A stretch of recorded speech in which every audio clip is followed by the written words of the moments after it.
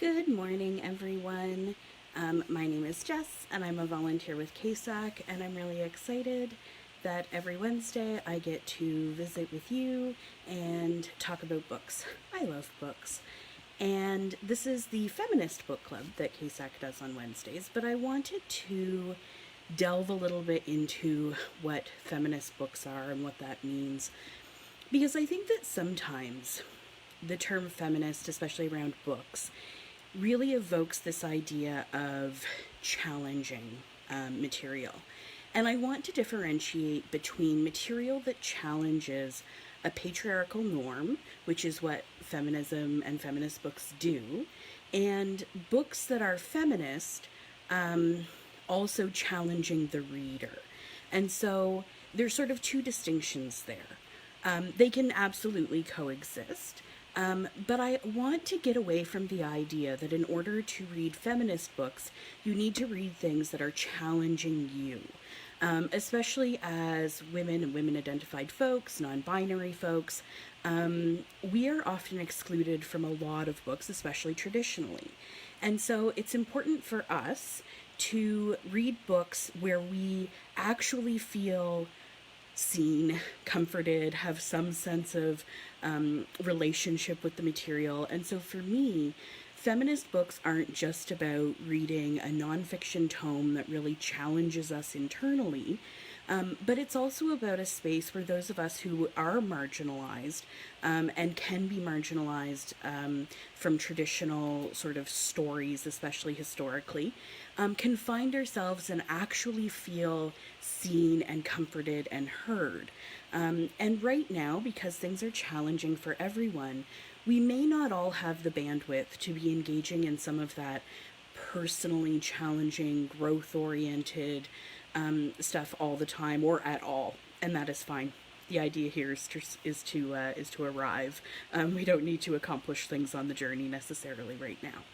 And so today I'm just wearing what I often wear at home when I'm working from home. I've got my little pin with Lisa Simpson on it that says, that feminist icon. It says, it's the whole system that's wrong. Because I want to talk about reading things that bring us joy and are comforting and happy. And maybe not always like happy all the way through, but where we feel seen. And so I'm returning back to one of my love affairs with urban fantasy and paranormal fiction. I love that. You may be familiar with things like True Blood and the Sookie Stackhouse series. Those are pretty common urban fantasy series. And there's one that I love that's Canadian, and it is by Kelly Armstrong called Bitten. And it's the Women of the Otherworld series, so this is the first book called Bitten. And it is a 13-book series written by a Canadian, like I said.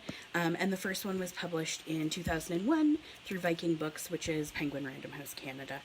And they are a series of 13 books that follow a group of women who are all somehow involved in the paranormal world. So it's urban fantasy, meaning that it's set in today's world, but with fantastical elements. So it's not high fantasy. It's happening in towns very similar to how we live and have humans in it. And sometimes these are the like secret underground paranormal communities that exist.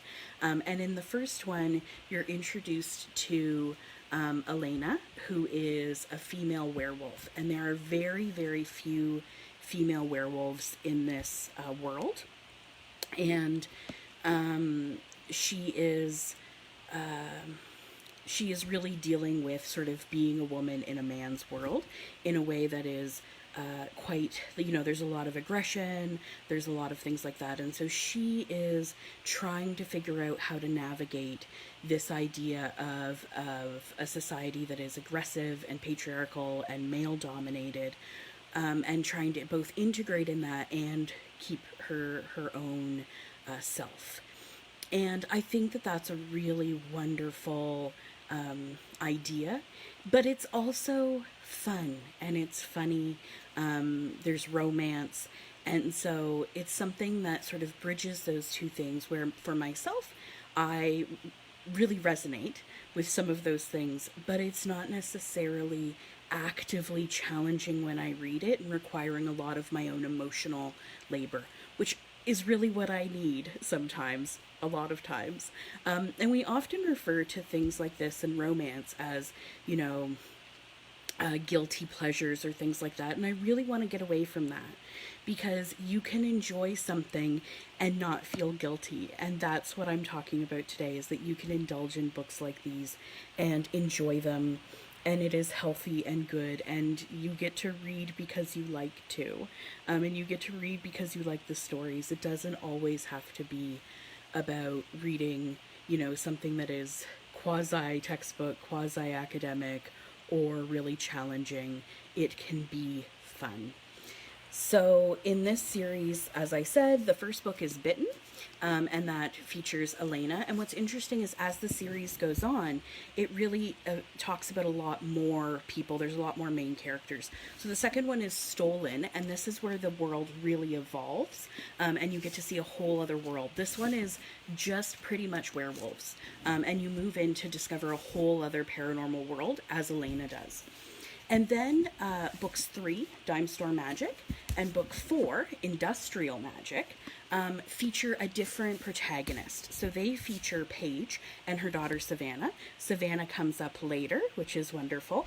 And I just quickly wanted to touch on a couple others. And this is Haunted. Oh, glare. Haunted. And this one features Eve, but it also introduces a character named Jaime. And Jaime is my favorite character in the whole series, and I couldn't talk about these books without talking about her. So we've got Elena, who's single and sort of dealing with this world. We've got Paige, who's a single mom. We've got Eve, who is a ghost. And we have Jaime, who's a necromancer. And Jaime is my favorite. The book that really features her is book 7, which is No Humans Involved.